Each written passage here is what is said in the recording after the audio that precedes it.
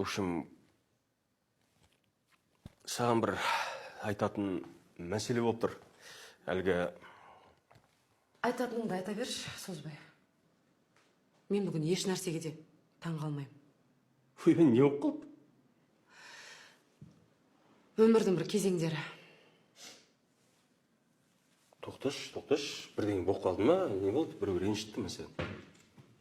Бауыр етім. Жалғызымнан осындай соққы аламын деп ойламадым.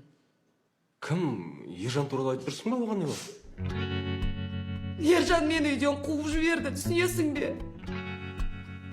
Басы қақпайды екен ғой ананың, Талғат, түсінем.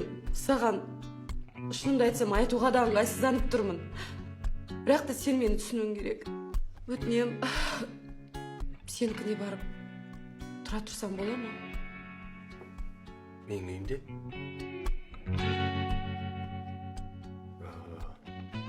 Жарайды. Сені де түсінем. Ештеңе етпейді.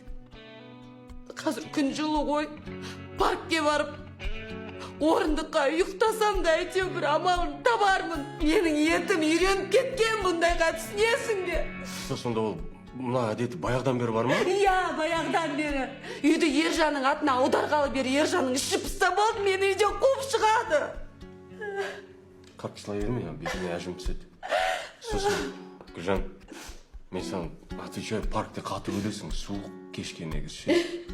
Так что үйге келіп жата бер, ештеңе болмайды. Бір мәнісі бар.